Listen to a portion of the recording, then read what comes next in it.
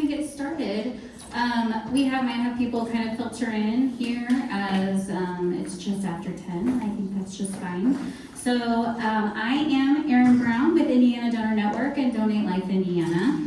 And we are so excited to be here with you guys today at HOSA. We have an awesome partnership with Indiana HOSA. So excited to be here for this international event. And I'm glad you guys are all here for a presentation about organ tissue cornea donation and careers around that. So, and I'd also love to thank SODA. So Sophia's here with SODA because we are here kind of in partnership with them. So before we get started, I wanted to let you guys all know you have these little packets that you got when you came in that have green and red check and an X, right? Okay, you guys have those? Okay, so you're gonna get those out for our opening activity.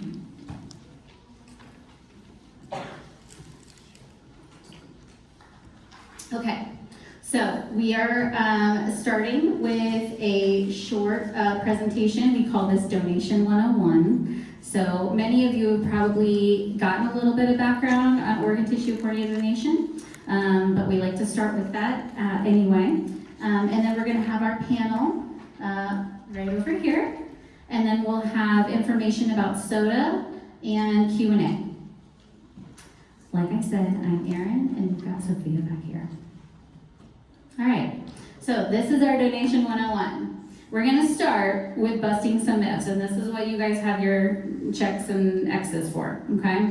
So this is true or false. So if you think that this is true, you're gonna put your little green guy up, and if you think it's false, you're gonna put your little red guy up, okay? There's 2 on each slide, so we're gonna start with the first one. Okay. If I sign up to be an organ donor, medical professionals will still make every effort to save my life. You guys are so good at this game. That was great. Everyone got that one right.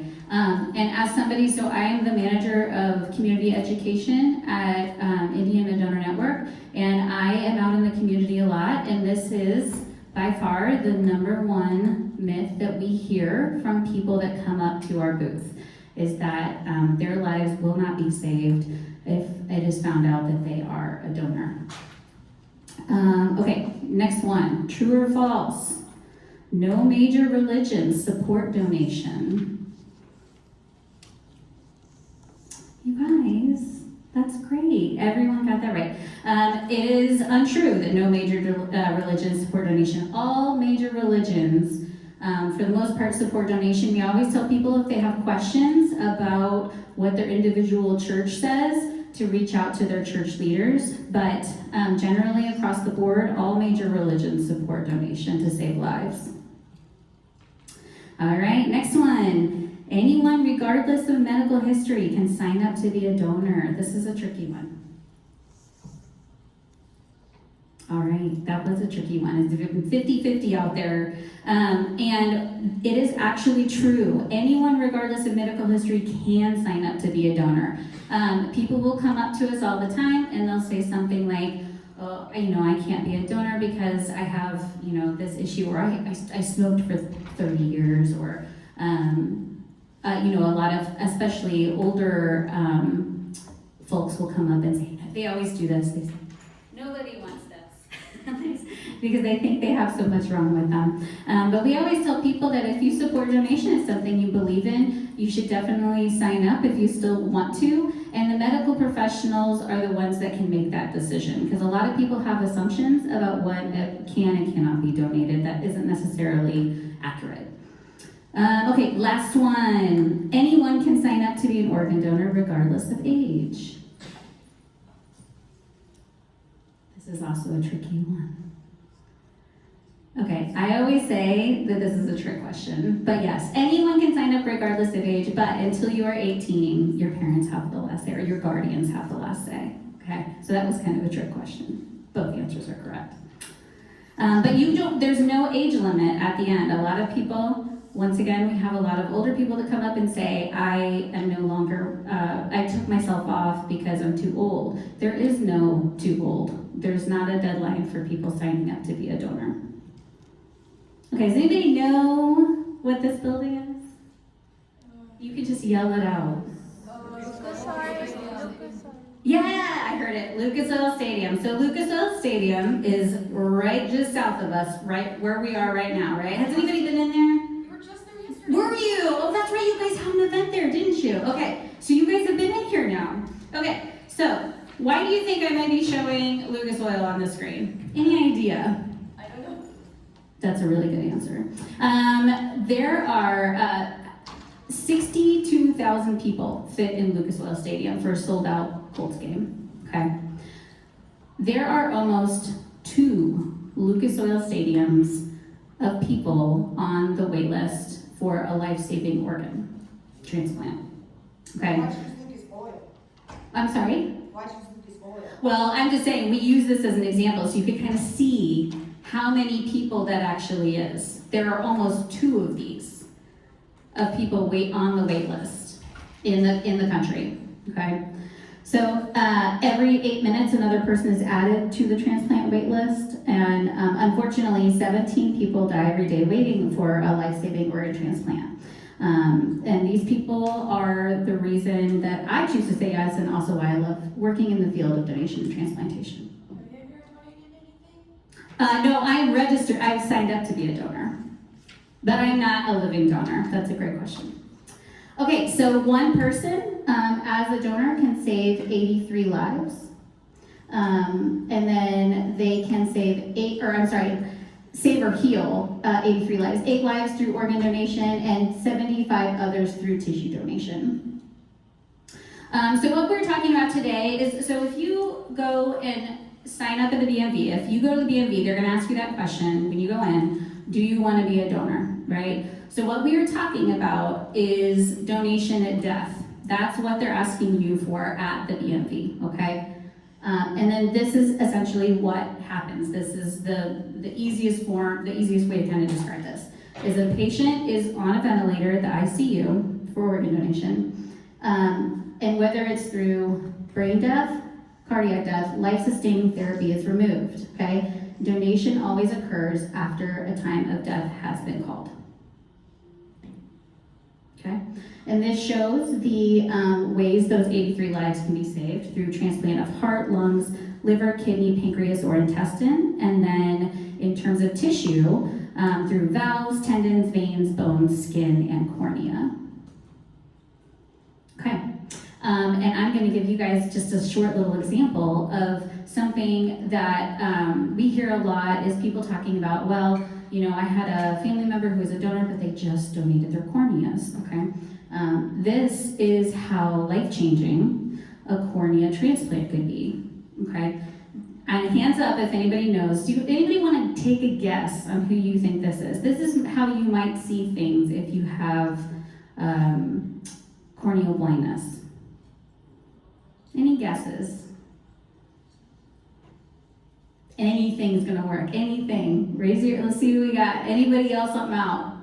Yes. Willy Wonka. Willy Wonka. That's a great guess. I've had that one before. Yeah. Anybody else?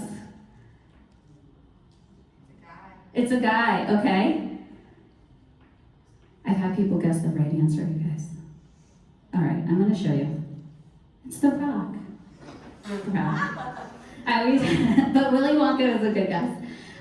But no, if you can kind of see how life-changing it would be for you to go from seeing like this to being able to see, clearly the Rock, or, maybe your grandchildren for the first time, or something along those lines. So corneal blindness and cornea transplants are huge.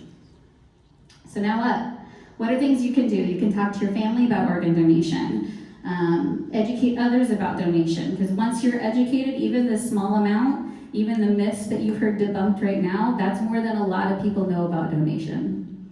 And then think about signing up as an organ donor at the BMV or elsewhere. All right, and we're going to go ahead and start with our panel. So me and Sophia are your moderators. So I'm going to get here. Make sure we have. Okay, so I already told you, I'm the manager of community education at Indiana Donor Network, and I've been with the organization for 3 years, and have a previous history as an educator and working in, I'm saying myself with that, nonprofit youth work and community development. And then Sophia. Hello everyone, I am the Engagement Director with SODA, which stands for Student Organ Donation Advocates, and you'll hear a little bit more at the end of the presentation how you all can be involved as lifesavers in our community.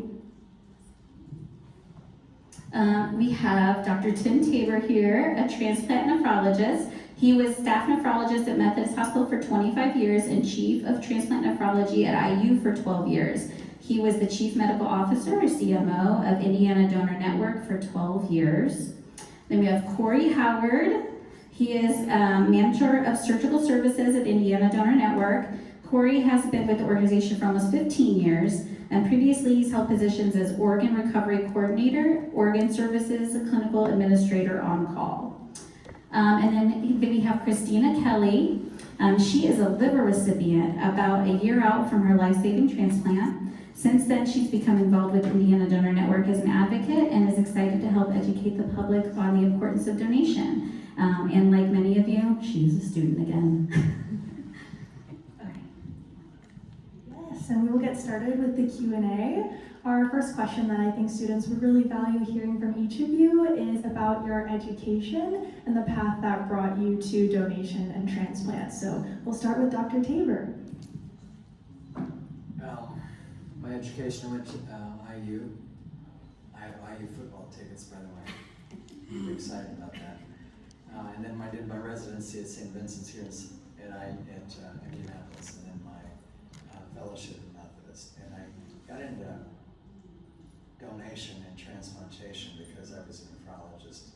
Nephrologists take care of, you really have two jobs. You keep people off dialysis, and then you take care of people on dialysis. And it became obvious to me that people on dialysis, there had to be a better option. And transplantation, when you're on dialysis, essentially doubles your life expectancy. So that's how I got into transplantation, and donation followed that. So before I came to Indiana Donor Network, I was actually a critical care paramedic, kind of followed in the footsteps of my grandfather. Interesting enough, when I think all of us are interested in the health field, once I got into becoming a paramedic, I had a friend who actually worked with, which at that point was IOPO, but is now Indiana Donor Network. At that point, he kind of told me about the mission and what that looked like. So I was able to actually shadow and kind of get a life in the day of what that looked like for a lot of our recovery coordinators. And I fell in love with it. Our mission, the people that we get to work with every day, the people that we know, the lives that we're saving on the other end, even though we don't always get to see that, knowing that that's what our job goes towards has been incredible. So yeah, 15 years in the making, but I actually started in a previous life, it feels like at this point, as a critical care paramedic. Thank you. Christina, can you tell us a little bit more about your journey as a transplant recipient and Indiana Donor Network advocate?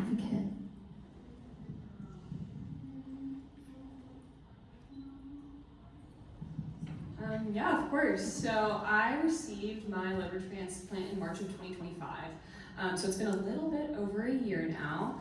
But prior to that, growing up, I had primary sclerosing cholangitis, which is a degenerative liver disease that affects the bile ducts. And at that point, I grew up with it. But in 2024, I was diagnosed with cholangiocarcinoma, which is bile duct cancer. And so that diagnosis changed my whole life. I was 23. And I moved back home here to Indianapolis to receive 30 rounds of radiation and chemo as well. And everything went really perfectly with that. So I was able to get registered and evaluated for liver transplant, which was the ultimate cure for this cancer. And the evaluation process for liver transplant is extremely long. There's every single appointment you could ever imagine. There's blood work, there's psychological testing, lung functioning, everything that you could even think of. And once I passed through all of that, I was able to get listed for transplant on the national list there. And I only spent 2 weeks on the liver transplant, which is extremely abnormal. As Erin said earlier, there are hundreds of thousands of people who are waiting. So spending 2 weeks on the liver transplant list is very, very lucky. And when I got that call that they had found like an organ for me, I knew that this would be life-changing for me, but I also knew it was a devastating loss for another family. So there's a lot of emotions with that. But the transplant went really smoothly. I recovered way faster than I was anticipating and was able to get back into my life fairly quickly. And in terms of my journey as an Indiana Donor Network advocate, it was my mom actually who wanted me to get involved. So she had signed up to be a volunteer before me and then encouraged me to sign up whenever I would be ready, which was around January of this year. And since then, I have had the ability to do things like this, which is really awesome, and spread the word about how important organ donation can be and tell my story as well. Yeah. So, how long did you have to stay in hospital? I was there for a little under 10 days, but some people spend months there. Just depends on how quickly your body recovers.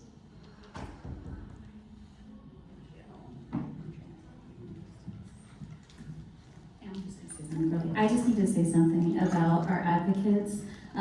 We have hundreds of advocates that work with Indiana Donor Network, and we could not do what we do without them. They do so much, so thank you to you and your mom for being advocates, Christina. Yes, thank you. And Dr. Tabor and Corey, putting yourself in the shoes of our students out in the audience, thinking back to that time in your life, what made you want to pursue a career in donation and transplant? Well, I wasn't thinking about it when I was your age. But, you know, I'm older than any of you. I know you're shocked, but it's true. And back when I started in nephrology, there wasn't UNOS, there wasn't a national organization that oversaw transplants, so it was done regional.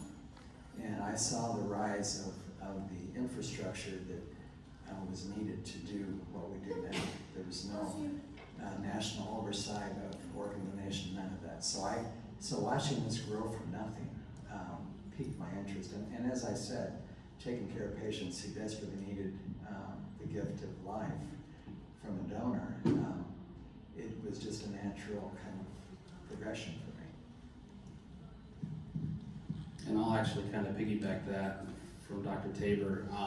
You know, transplant and donation as a whole is still relatively new when you think of the history of medicine, the history of surgery. So, you know, when I became involved in it and when I found out about it, and since then, to see the transformation and the growth that we've been able to see, you know, we've kind of what Erin talked about with the age limit and the medical history.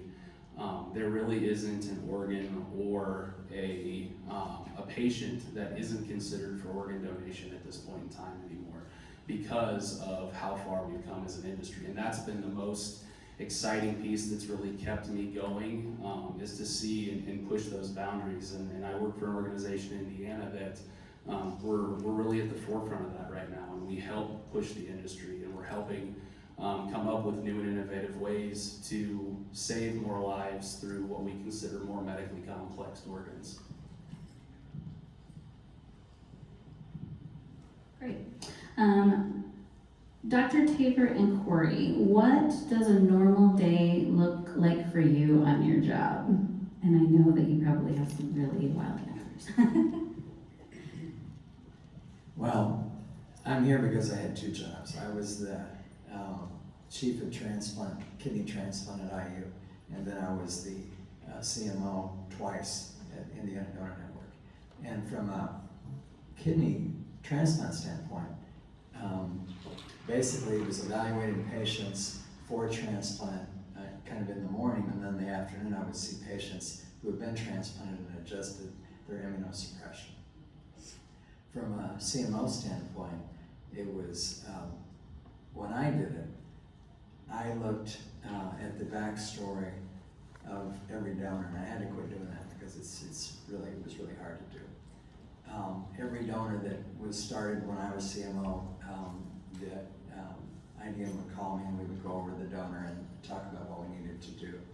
And so I was kind of oversaw both of those programs. So I'll kind of take you back whenever I had first started as an organ recovery coordinator, because as the manager of surgical services, it's not quite as interesting. So, but as an organ recovery coordinator, we're the ones that are kind of that frontline clinical staff. So as soon as a family makes the decision for their loved one, or if someone had made that decision on their license to become a donor at that time in their journey, our clinical staff, what we call the organ recovery coordinators, would come on site. And we would either work kind of the slide that Aaron had up originally. There's two different pathways to donation, right? There's brain death, and then there's donation after circulatory death. If we go down the brain death pathway for a donor hero, we assume all patient care at that point. The patient, when Dr. Tabor was our CMO, the patient would actually be re-registered at the hospital under Dr. Tabor. So Dr. Tabor and I would maintain contact pretty much throughout the entire case. We'd choose kind of the treatment course for organ viability. We'd look at what organs we thought what gifts we thought could potentially be donated. And we had a rigorous process involved with blood work, testing, diagnostics, and then the list, the allocation, which takes the most time because, as you've seen, there are thousands of people, and we call each one of those people's surgeons, doctors, whoever's on call for them.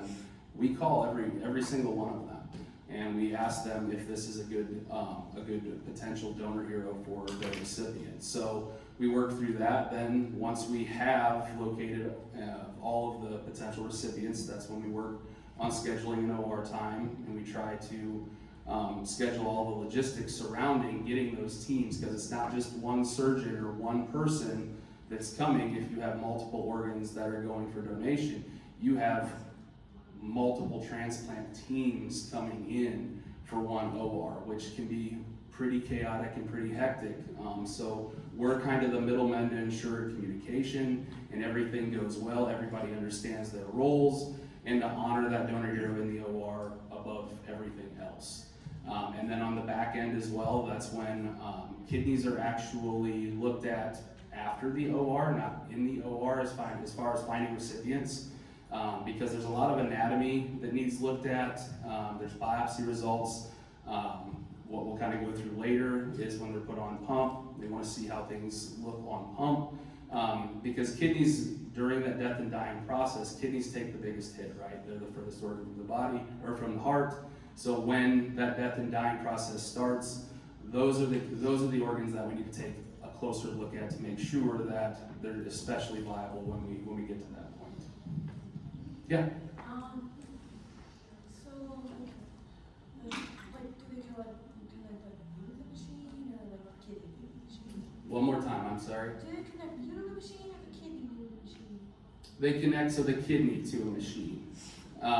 We'll not get into too much in the weeds, but like we talked about with kind of how donations expanding, there are opportunities for actually our donor heroes to be put on kind of like it's like an ECMO circuit, if you will, to kind of help preserve those organs after the death and dying process.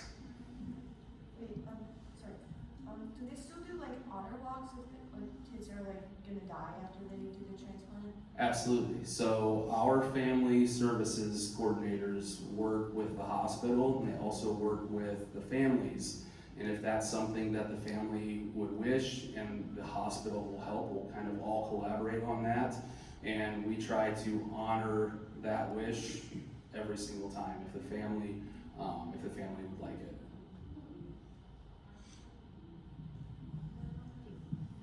Okay, and then this one is for all three of you. So as you can tell, like these jobs can be stressful. So how do you manage the stress in this job? And then for Christina, like with school, and you might want to mention like what you're doing in school. I manage stress by yelling at other people. It's not very helpful. You know, the thing about these jobs is that you have to have your eye on the prize. You have to see what happens at the end of the day.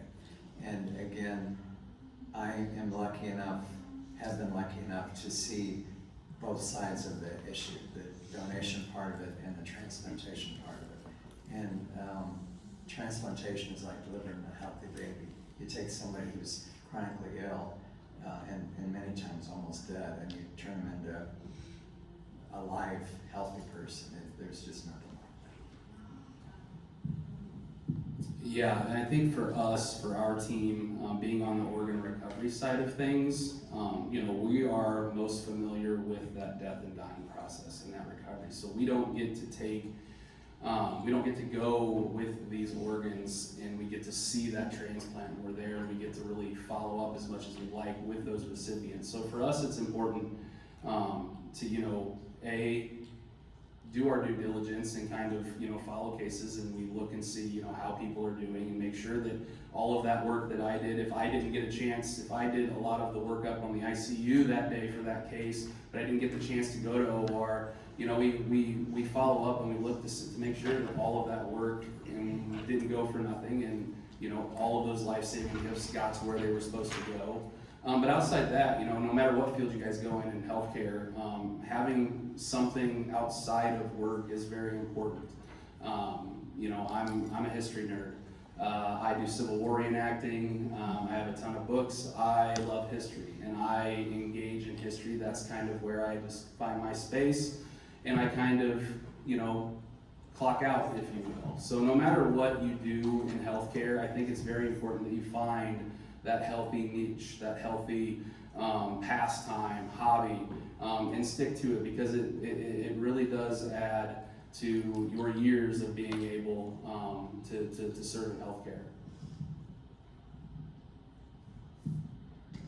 I work in nonprofit, and I'm also getting my master's in social work, so it's a little bit different, but still definitely emotionally heavy in the job, just like it can be in healthcare. I'm sure you guys will hear this 100 times throughout your career, but self-care, just like Corey said, is very important in any field, but any sort of emotional heavy field as well. Figure out what it is that fills your cup, whether that's time with your friends, whether that's, doing your skincare, whatever it is that really makes you feel good and makes you feel at peace. Make sure you carve out specific time for things like that, because things can really get in the way, and you can get caught up in the job, get caught up in school, but making sure that you take time out of your day specifically to care for yourself in a way that feels good.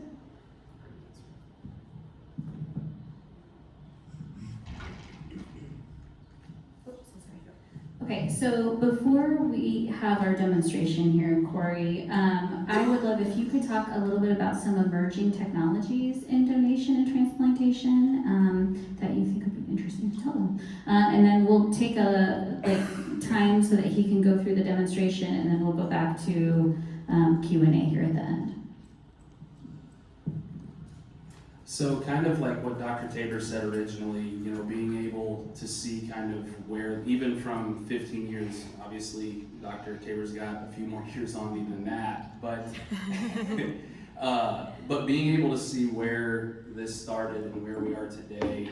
Originally when I first started, there was a really big push in the industry to find ways to enhance organ viability, not within the OR setting, but what can we do in the ICU? What can we do before we get to that point to really maximize the viability and the transplant rate for other organs? So that's looking at who can be donors. That's looking at what kind of medical treatment can we offer to be able to, to treat lungs, to treat a heart, to treat a liver, to treat kidneys. When COVID hit, it was a big change for us, because we found out that a lot of these units that these patients are on, we couldn't get to them because of COVID. And there were a lot, and Dr. Tabor can attest to this, we jumped through a lot of hurdles in order for donation to happen. I was actually on the first, when the first death occurred in the state of Indiana during COVID, I was actually on a case where that death occurred on that same unit. And I can tell you that how pivotal it was that once transplant centers had heard that there was a death on the same unit. Now, granted, this patient was completely on the opposite side of the unit. Other hallway, completely at the other end. Transplant centers would not take an organ from that donor, even though they didn't share a room, they didn't share a nurse, they didn't share anything. That's how crazy it was when we had to work through that at first. So from there, we actually started bringing brain death cases, our brain death heroes. We actually removed them from the hospital. We brought them to our own facility. We put in our own ICU in our building here in Indianapolis. We have our own CT machine, our own cath machine. We now are able to do our own dialysis if need be. We have our own recovery suite to do the OR.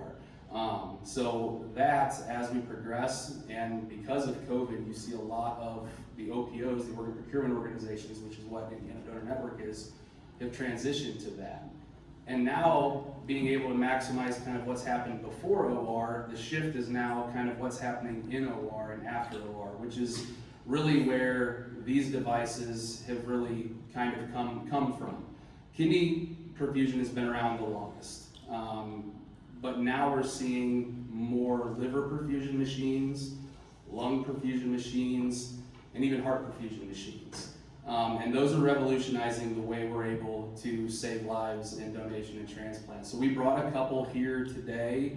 A lot of the other machines are way too big to bring in here. But that is kind of where the shift is started to come. And that's why it's really exciting to be in donation and transplantation right now, because of the new and innovative ways that we're able to continue to provide these perfusion devices and use these perfusion devices. We've actually been able to transplant a kidney from as long as I've been at IDN, one of the oldest kidney donors that we've had, 79 years old, from a DCD donation, which is kind of unheard of for us. And then also an 84-year-old liver donor, because of these perfusion devices. So there was one in Nebraska that was 98, I think, 98 years old, liver donor. So, yeah. So they basically like young, and like they get young? They don't make it young. It goes back into the testing. It goes back into ensuring that organ's viability. You have to remember that, like in Christina's case, I mean, they're not going to live without a transplant. It doesn't need to be the perfect organ. It needs to be something that that is just better than what they have in certain situations. So, but there's a lot that goes into that. There's a lot of testing. There's a lot that goes into that list that gets populated that we talked about. There's a lot of work on Dr. Tabor's end and on those transplant surgeons and those hepatologists and those nephrologists, ensuring that they get the right organ for that right recipient. So, there's a ton of work that goes into that, and I don't want to discredit that at all. Any questions about the devices or anything? Like I said, we'll go through the kidney devices because these are the ones that have been around the longest for sure. There's a couple other evolving technologies. One is 3D printing. Science has printed kidneys that work up to the level of the rabbit, believe it or not. So they can print a kidney for a rabbit and it works, and we haven't quite gotten past that. The other, even more interesting, is some of the research, early research is done at IU is xenotransplantation. And you've probably read about pig kidneys. Pig kidneys, the advantage is nobody cares about pigs. One. Two is the size is right, and there have been now, I think 4 or 5 people who received a pig kidney and 1 who received a pig heart. So again, those are evolving technologies, still a ways away, but coming down the road. Thank you. All right, so if we want to go ahead and, Corey, I don't know how you want to, Yeah. you can head over there and. You have this big chamber here. This big hole is to fill with ice, okay, to keep it cold while it's actually perfusing. All right, so we would fill that with ice, a little bit of water. That'll sit down in here, and then this big cavity here is for the kidney cassette. So this is basically what the kidney houses whenever we sit it in there. This is the cassette. You can see it's got some tubing right here that will connect to the artery. There's no tubing for the vein, because obviously if you think about, you know, your circulatory system go through the artery and out through the vein. So the vein just kind of hangs, and actually there's a tube at the bottom here where that fluid kind of recirculates back in and back through the artery just like it would in a normal body. The fluid that we use is a clear fluid. It's called KPS. It just has a lot of nutrients, a lot of things in it that are good for the kidney. It's not blood. There are machines out there called normothermic perfusion devices, and those actually do utilize blood. But kidneys specifically, most all kidney devices utilize what we call KPS, or a specific perfusion solution for kidneys. Okay, so what that amounts to is, I'll show you kind of, these are the cannulas. These are what we actually put on the artery, so it can be tied into that perfusion device. Okay, I'll let you guys kind of pass this around first. So you can see that little rubber hole, that little rubber grommet, that actually gets seated right up to the artery and the cuff of the artery. When I talk about the cuff of the artery, this is what the cuff looks like. So when it comes off that bigger branch vessel, they take a big piece of cuff. So they have something to kind of clamp that artery down to make sure it doesn't leak, and it's got a good seal. So that's why you see it's kind of almost like a clasp that you can close and shut, because we want this to close up nice and tight and fit right up against that artery so it doesn't leak, and we got a good seal so the only pressure, the only fluid is through that artery, okay? So I'll kind of show you, and kind of pass this around to you. So this is kind of what that looks like. You think of this as your lumen of your artery. You have this and the seated right above it, and then you wrap this around like so. Just kind of clamp that against that hole, so the fluid goes through the artery. Okay, so then once that's cannulated, and what's awesome is our surgical team actually does this. Sometimes it's a surgeon, but we've actually trained our team. Our team actually does this piece of it, which is really cool for our surgical technologists and our surgical staff, that they get to actually do something like this. So once it's on and it's cannulated, then it's going to go into this cassette. Okay, and like I said, this is what you would consider your arterial line.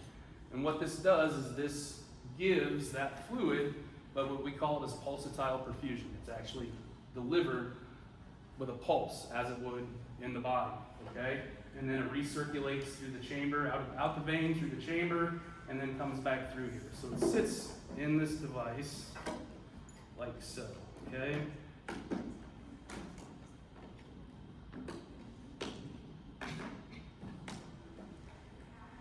Okay, in this rubber tubing, obviously, it needs that motor, that centrifugal motor, to provide that perfusion. So that's what this rubber tubing is. Put it around this wheel here, and then you would lock this in place. And then you've got your sensor here. This is what basically gives us all of the information that we need to know of how the kidney is doing while it's on the device. On this device, we can actually change some settings. So if we want to, if it's not flowing the way we typically would like to see, we can actually adjust the pressure and kind of force that fluid in a little harder and see if the kidneys kind of open up a little bit. We can only do that with this device. We'll get to this device here in a sec. And that's pretty much it for this. Once the device is running, we just monitor it. You can see that its flow rate, its resistance, its pressure, and then the temperature of it all right here in the front panel, okay? And then what we'll do is it'll stay on this. We'll actually, while we try to find a recipient, kidneys will stay on these devices. We'll monitor them. Once we know that we've located a recipient, we'll either take it to the transplant center on this device. That way it stays. There's a lot of data out that suggests if we can put a kidney right from our donor hero OR take a kidney out, put it on this device immediately, leave it on this device until it's ready to actually come out of the device and go right into the recipient. Those recipients do much, much better if we can provide that. So that's where this device came in, okay? This device can really only be driven places, okay? Because of the battery and just the cost associated with the wear and tear on these, it's really hard to get these to go to places like California, Texas, Florida, because they have to be driven, and that takes way too much time. These are able to prolong, until transplant from the time you have our Donor Hero OR. These absolutely add some time for us to be able to transplant, but not that much time to take a, 8, 10, 12-hour drive, right? So that's where this device came in. This device is called the Kidney Vault. This was developed by a company called Paragonix, who, if you ever see anything out about the kind of heart in a box or the Sherpa pack for hearts, that's where Paragonix kind of got their start. It's pretty much a glorified cooler for heart, all right? They decided to kind of shift into the perfusion side of things and develop this. This is the Kidney Vault. So this is the canister, which is the cassette, basically. Does the exact same thing as this. It'll sit in here. These are the cannulas, though. I want to let you guys take a peek at these. Significantly different than the other ones. But these are the cannulas for the kidney vault. A little bit different, but the same principle. You get the cuff off of the artery, right? And then you're going to clamp that cuff inside that flask to get a good seal. And then it'll sit in here, and then it does the exact same thing as this. Now, there's where the difference comes in, and that's why we decided to start utilizing this. This device is 100% disposable. Once the kidney goes to where it's going, they can throw this away. That obviously can't be thrown away, okay? This has the batteries in it that can actually fly on a commercial flight. So we can buy 2 plane tickets. We can put me in one seat, we can put this in the other, and we can go wherever we need to go with this device. This device also is completely intrinsic. We don't have to set anything on it. We put the kidney on, we hit start, and it will actually figure out kind of the optimal settings of that kidney, and it will basically determine the pressure, determine the resistance, and it'll work itself into that mode. That one we do a little bit more, okay? What's now the downside of this? I'm sure everybody's like, well, why wouldn't you just use this? The downside of this is that we can't change settings. So when we have a kidney that is taking a little bit longer to open up, or we really need a little more pressure to see if we can kind of open that kidney up a little more. We can't do it with this device. Whatever this device determines the settings to be, or the settings that it will stay on. So we're able to kind of work with the functionality of the kidney a little bit more with this device. So we tend to start on this device, and then when we have a recipient that's in California, that's in, like I said, Texas, Florida, we can put the kidney then on this device and get it to where it needs to go while it's still perfusing, which is, like I said, that is the gold standard for us to make sure that we consistently perfuse the kidney, the donor OR, all the way to the recipient OR. Any questions about these? Yeah? So you said it's disposable. Is there a reason why you wouldn't just reuse it? Why we wouldn't reuse it? Because all of these pieces are actually, they're not reusable. So like for this device, like these are completely disposable because once the kidney's touched it, it's, we can't reuse that. We can't re-sterilize that plastic container or anything. So those are just, this is the only disposable piece out of this device. All of this is. And the reason they did that is because this is, that's what we needed to have, right? For patients that we have, when they changed kidney allocation rules across the country for us. And we started having more potential recipients when we would run that list, we would have recipients that start populating from a little bit further away, closer in the list than what we're normally seeing. But we had no way to get them those kidneys on perfusion devices. And so we needed to figure out a way to do that. So that's where this came from. All of Paragonix devices are 100% disposable, which is nice because there's obviously a cost associated with trying to get all this stuff back. You know, and we completely negate that by being able to just throw this away. And I unfortunately heard of stories where transplant centers have thrown that in the trash once they've got it, crazily enough. Have you ever had to deal with rejection? So we don't deal with rejection on our end. That's something that Dr. Yeah, Tabor if we speak can, more he can talk to it. Yeah. Yeah, we're kind of in the Q&A section anyway, so if anybody has any questions for anybody up here, Christina, Dr. Tabor. What's going on? I think they want to word. So dealing with rejection, she was asking about. Actually, this is a 7-hour lecture on rejection. When you have an organ, there's 3 levels. There's perfect immunosuppression, there's too much, and there's too little. If you have too much, then the patient gets infections, all kinds of issues like that, and cancers. If you have too little, then they reject. So we tend to run them on the low side.